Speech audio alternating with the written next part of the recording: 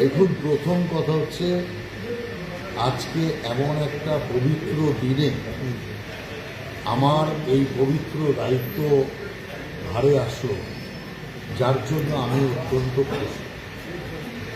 কারণ হোলি মানে হিরণ্যকশিপুর বোন প্রহ্লাদকে মারতে গিয়ে নিজেই আগুনে শেষ হয়ে গেল, আর সেই কারণের জন্যই অশুভের পতন, শুভের সূচনা হোলির মাধ্যমে করার রীতি চলে আসে। বৃন্দাবনে রাধা কৃষ্ণের এই হোলির পবিত্র দিনে আমার উপর এই গুরুদায়িত্ব যে চাপল, তাতে আমি অত্যন্ত খুশি। আর একটা জিনিস, পার্টির সর্বত্র মেসেজ দিয়েছে। পার্টির বিভিন্ন ক্ষেত্রে কার্যকর্তারা যারা দীর্ঘদিন ধরে কাজ করছে, হয়তো তারা সেইভাবে দায়িত্ব পাচ্ছে না, তাদের কাছে মেসেজ এটা গেল যে পার্টি নজর রাখছে, পার্টি কাউকে ভোলে না।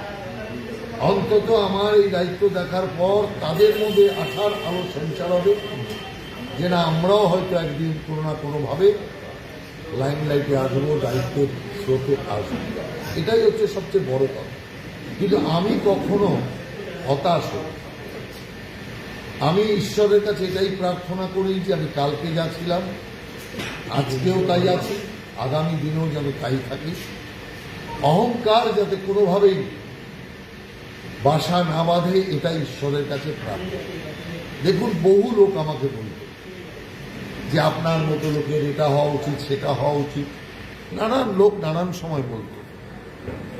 প্রকাশ্যে তো গতবার শ্রমিক ভট্টাচার্য বলল, যখন শ্রমিক ভট্টাচার্য রাজ্যসভার সাংসদ হলো, সে কি বলল যে আমি না পেয়ে রাহুলদা পেলে বেশি খুশি হতাম।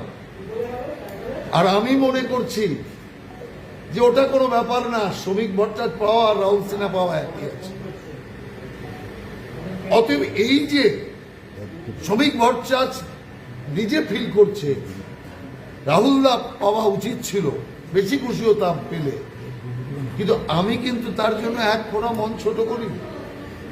শ্রমিকের নমিনেশনে ছুটে গিয়েছি, শ্রমিকের উৎসবে ছুটে গিয়েছি।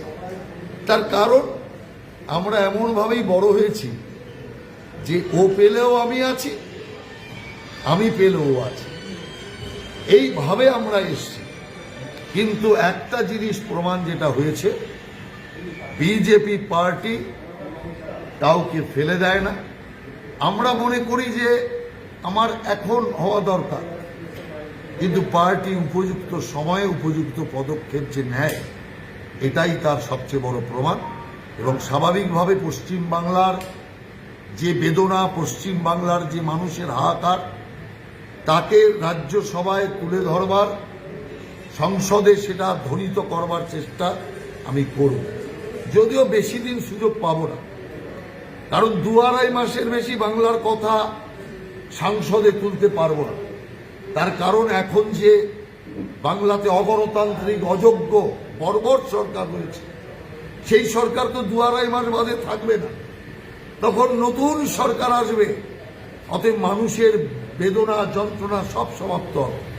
অতএব বাংলার কথা বেশি আর তোলার উপায় না থাকলেও রাষ্ট্রীয়ভাবে নরেন্দ্র মোদীর সরকার যে চমকপ্রদ কাজ করছে, যাকে বিভিন্ন বিরোধী রাজনৈতিক দল খাটো করবার চেষ্টা করছে, সেই বিষয় নিয়ে বক্তব্য রাখব। জনসমস্যা, মানুষের সমস্যা, রাষ্ট্রীয় সমস্যাকে আরও প্রাধান্য দিয়ে সংসদে তুলে ধরার চেষ্টা করব। যে গুরুদায়িত্ব পার্টি আমাকে দিয়েছে, সেই গুরুদায়িত্ব একসাথে পালন করার চেষ্টা করব। আর সবচেয়ে বড় কথা, আমি একা নই, আমি, আমার সাথে শ্রমিকও আছে, আমার সাথে আরও সাংসদরা আছে। অর্থাৎ সবাই মিলে বাংলার সমৃদ্ধির কথা, বাংলার আগামী দিনের উন্নয়নের কথা আমরা সারা দেশের কাছে দীপ্ত কণ্ঠে তুলে ধরতে পারবো, এটাই আমার বিশ্বাস।